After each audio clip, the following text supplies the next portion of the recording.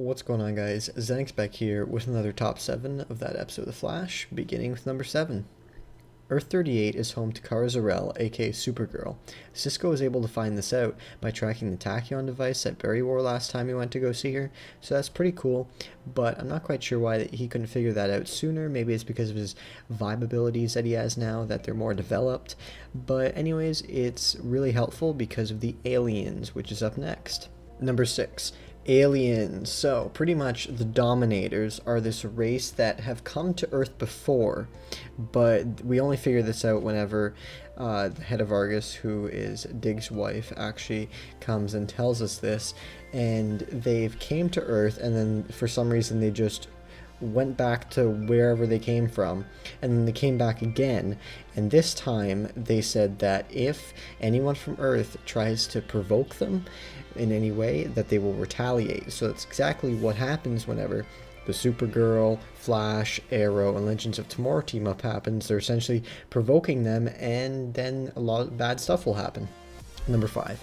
Jax and Stein show Barry and Oliver a message that Barry sends 40 years into the future, and somehow they got that. But it was like Jax and Stein explained it so that whenever they were in the time vault, there was like a secret hidden room that they found this in. So in the past, Barry did the flashpoint change, which changed the timeline completely, made a new timeline, kind of erased the old one. We're actually not sure if it erased it, and apparently it will mess up everyone's lives in the future.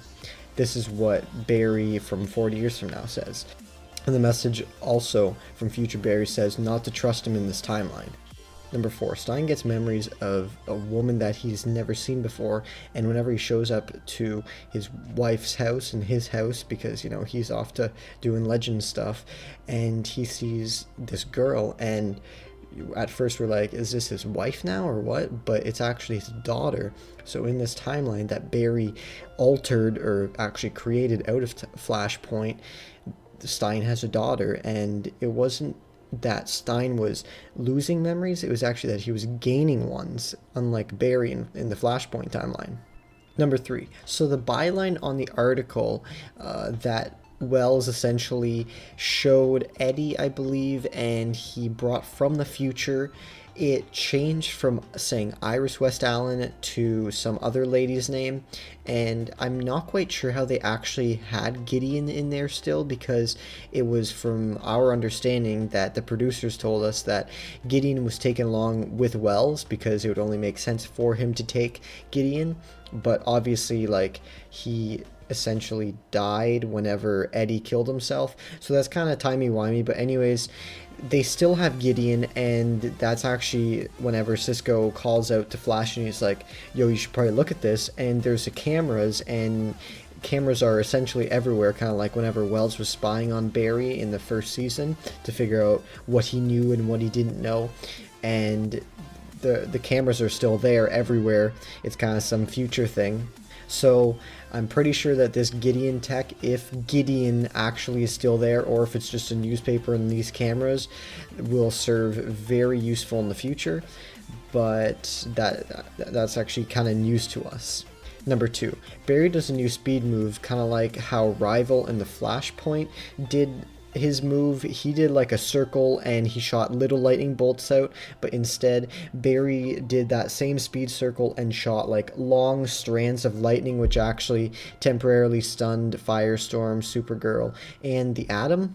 Number 1. Not the first superhero to be mind controlled. Shout out to whenever Barry in season 1 had a crossover with Arrow, and he was actually temporarily affected by Rainbow Raider, and he was kind of mind controlled by him too, so that's a nice nod to that.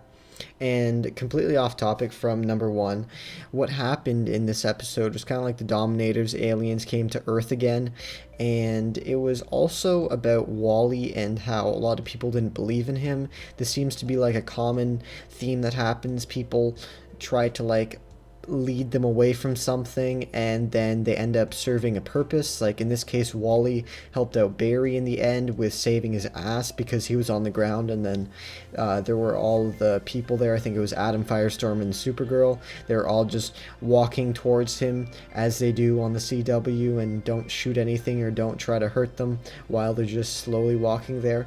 And Wally actually saved Barry, so that was really helpful, and I don't think the team saw that coming. On another side note, HR at first didn't want to train Wally, but now he's open to the idea, and apparently Wally will have a new mentor. Hope you guys enjoyed my top 7 of this episode of The Flash, and I will see you guys next week for episode 9.